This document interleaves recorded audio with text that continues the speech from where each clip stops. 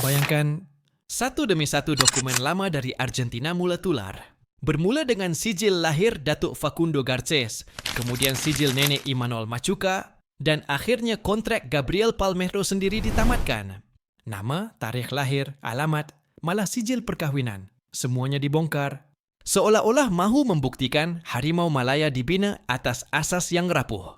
Tapi persoalan besar masih tergantung. Adakah ini bukti sahih? Atau sekadar permainan kotor untuk menjatuhkan maruah bola sepak Malaysia? Jika benar, masa depan 7 pemain warisan mungkin berkubur. Jika palsu, siapa sebenarnya dalang di sebalik fitnah ini? Inilah kisah yang bukan sekadar tentang bola sepak, tetapi tentang identiti, keadilan, dan maruah sebuah bangsa.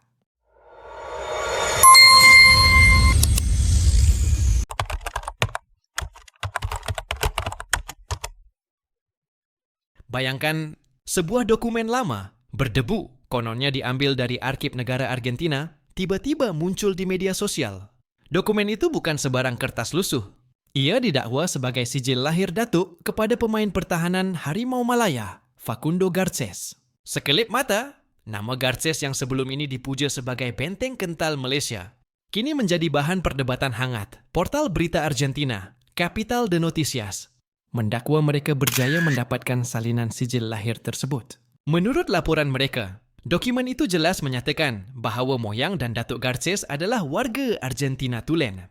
Nama yang tertera, Carlos Rogelio Fernandez, lahir pada 29 Mei 1930 di Santa Fe, Argentina. Fakta ini, jika benar, boleh menggoncang status Garcés sebagai pemain warisan Malaysia. Lebih mengejutkan, portal itu turut menambah butiran yang membuatkan cerita ini semakin sensasi. Mereka mendakwa alamat yang tercatat dalam sijil lahir itu wujud sejak 1930-an.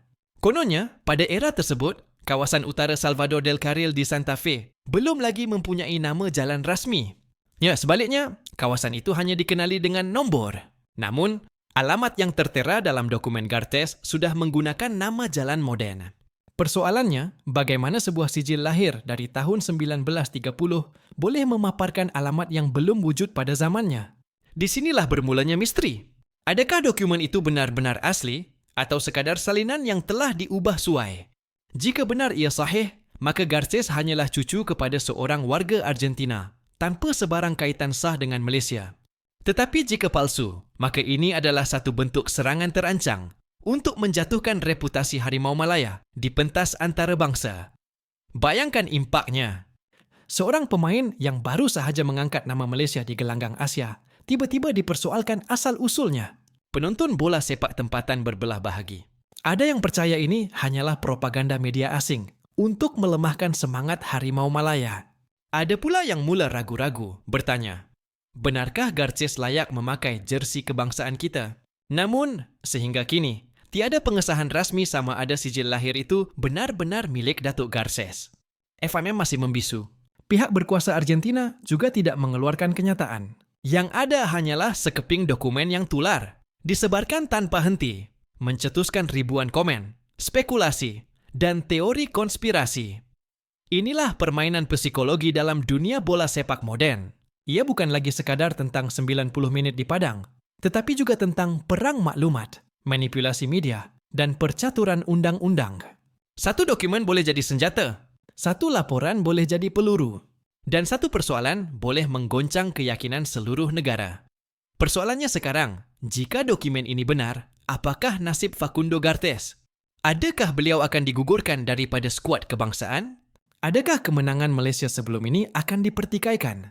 Atau jika dokumen ini palsu, siapakah dalang di sebalik fitnah ini? Kisah Facundo Garcés ini hanyalah permulaan. Sebuah pintu masuk kepada drama lebih besar yang bakal menggegarkan bola sepak Malaysia. Kerana di sebalik sehelai sijil lahir, tersembunyi persoalan tentang identiti, maruah, dan masa depan Harimau Malaya. Dan inilah persoalan yang akan terus menghantui kita. Adakah Facundo Garcés benar-benar milik Malaysia? Atau sekadar watak dalam permainan kuasa yang lebih besar?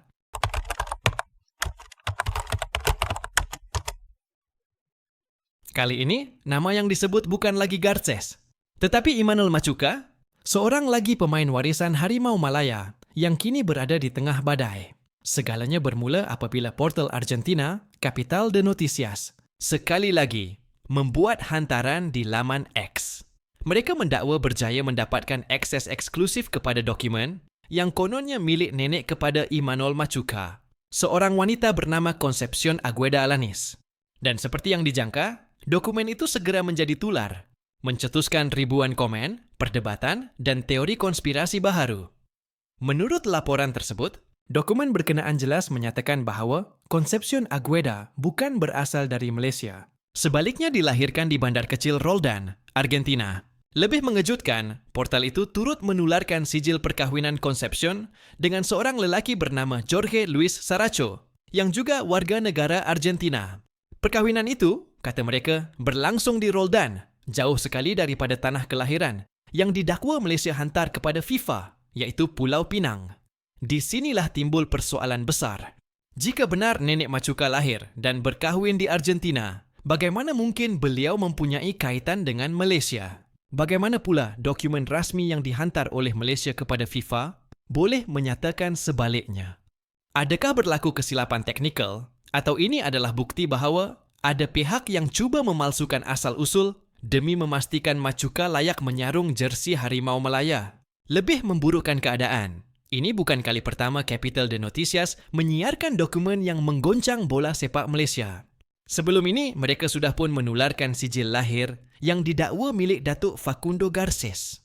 Kini, dengan pendedahan terbaru melibatkan Machuca, seolah-olah ada satu pola yang sedang dimainkan. Satu demi satu pemain warisan Malaysia diserang dengan bukti dari Argentina. Namun seperti biasa, tiada pengesahan rasmi. FM tidak mengeluarkan kenyataan balas.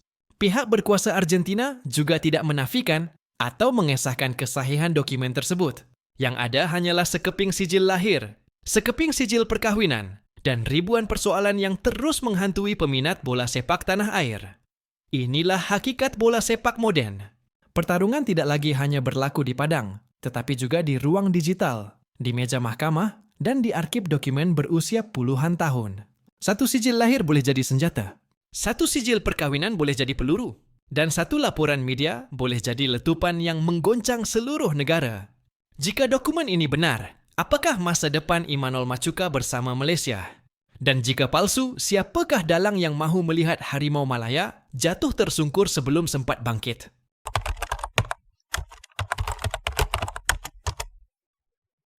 Gelombang kontroversi pemain warisan Harimau Malaya tidak berhenti di Facundo Garces dan Imanol Machuca. Kini, nama Gabriel Palmero pula menjadi tajuk utama. Seorang pertahanan kiri yang pernah dianggap prospek masa depan skuad kebangsaan. Tiba-tiba kehilangan kelab, kehilangan status, dan kini bergelar ejen bebas. Segalanya bermula dengan pengumuman rasmi daripada kelab Sepanyol, CD Tenerife. Dalam satu hantaran di media sosial, mereka menyatakan bahawa kontrak Palmero ditamatkan serta-merta pada 7 November. Penamatan itu bukan sahaja melibatkan ikatan asalnya bersama Tenerife, tetapi juga kontrak pinjaman ke kelab Unionistas de Salamanca CF. Dalam sekelip mata, Palmero yang sebelum ini beraksi di Liga Sepanyol kini terkapai-kapai tanpa kelab. Menurut kenyataan Tenerife, keputusan ini dibuat selepas mengambil kira perkembangan terbaru. Rayuan FAM ditolak oleh FIFA berhubung dakwaan pemalsuan dokumen Palmero. Dengan kata lain, kelab itu tidak mahu menanggung risiko memiliki seorang pemain yang sedang digantung oleh Badan Bola Sepak Dunia. Unionistas de Salamanca turut mengeluarkan kenyataan senada. Mereka mengucapkan terima kasih atas sumbangan Palmero sepanjang 5 bulan bersama pasukan, tetapi terpaksa akur dengan keputusan FIFA. Kami mencapai persetujuan dengan CD Tenerife untuk menamatkan perpindahan pemain Gabriel Palmero. Susulan berita yang diterima daripada FIFA pada 25 September dan selepas rayuan ditolak pada 3 November, tulis mereka. Ayat itu jelas menunjukkan betapa kuatnya pengaruh keputusan FIFA terhadap masa depan seorang pemain.